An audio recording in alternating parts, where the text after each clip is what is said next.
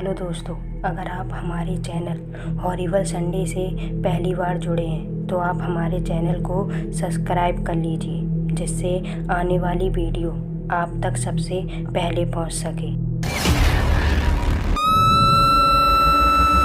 ये कहानी है गांव में रहने वाले नरेश नाम के एक आदमी की।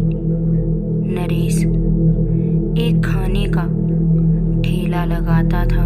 एक दिन नरेश का खाना देर रात तक बिकता है। नरेश करीब रात के 11 बजे बाजार से निकल जाता है। उस सुनसान सड़क पर नरेश अपने ठेले के साथ जल्दी जल्दी घर की तरफ जा रहा था।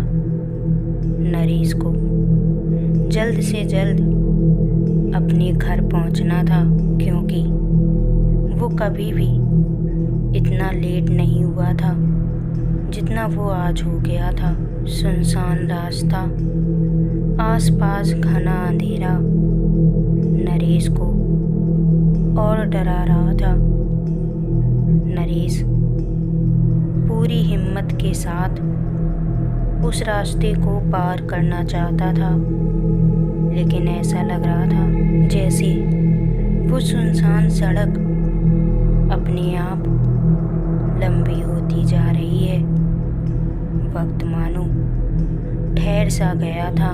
नरेश बिना डरे जल्दी जल्दी आगे बढ़ रहा था कि तभी सड़क के किनारे उसे एक औरत खड़ी दिखाई दी। नरेश को अजीब लगा, लेकिन वो चुपचाप उस औरत को पार करके जाने लगा। तभी उस औरत ने नरेश को रुकने के लिए कहा और नरेश से खाना मांगने लगी। तब नरेश ने कहा कि खाना तो खत्म हो गया है। नरेश के मुंह से ये शब्द सुनते ही वो औरत नरेश की तरफ बड़ी अजीब निगाहों से देखती है। नरेश आगे की ओर चल देता है। जब खाना नहीं होता तो ना जाने कहां से ग्राहक आ जाते हैं। नरेश मन ही मन कहते हुए आगे बढ़ा जा रहा था। तभी कुछ दूर चला ही था कि उसे एक छोटी सी लड़की दिखाई दी। जब नरेश ने उसके पास जाकर पूछा कि वो कौन है और इतनी रात को अकेले इस सुनसान सड़क पर क्या कर रही है, लेकिन उस लड़की ने भी वही बात की जो कुछ देर पहले उस औरत ने नरेश से कही थी, मुझे खाना दे दो। नरेश बोलता है, बेटा मेरे पास खाना नहीं है, और कुछ पैसे उस लड़की को देकर वहाँ से निकल जाता है। नरेश को कुछ समझ नहीं आ रहा था कि आखिर हो क्या रहा है। जब आज खाना नहीं है तो इतने लोग खाना क्यों मांग रहे हैं। तभी नरेश को लगा कि कोई उसके पीछे पीछे चल रहा है, और अचानक से फिर उसी लड़की की आवाज़ सुनाई देती है, अंकल मुझे खाना दे दो। नरेश ने मुड़कर देखा तो पीछे कोई नहीं था। जो नरेश कुछ देर पहले आराम से चल रहा था, अब वो बिना कुछ सोचे आगे की ओर भागे जा रहा था। लेकिन इससे पहले कि नरेश अपने घर पहुंचता, उसे अपने ठेले के आगे कुछ ऐसा दिखाई दिया कि उसके बढ़ते कदम वहीं बहक गए और एकदम से जम से गए थे।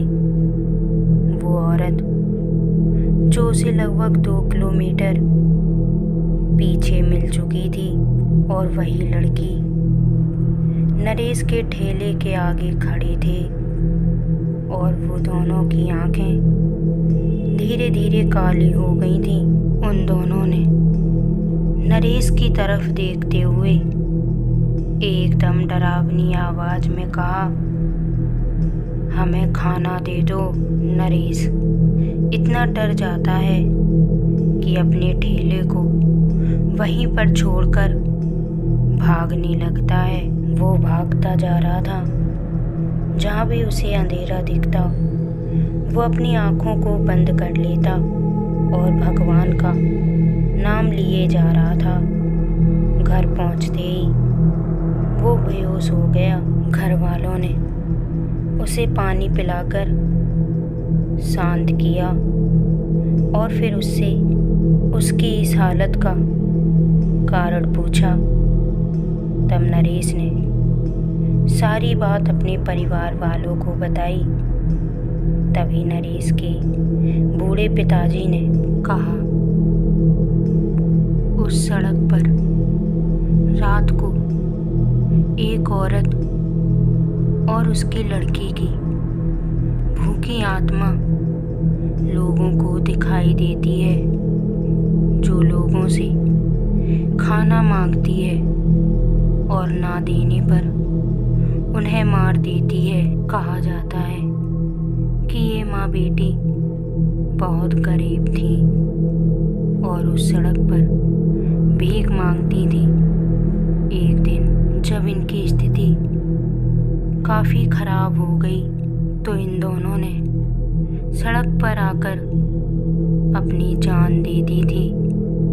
तब से इनकी आत्मा इसी सड़क पर भटकती है और लोगों से खाना मांगती है। सुबह होते ही नरेश जब अपने ठेले को लेने जाता है तो वो जब देखता है तो दंग रह जाता है।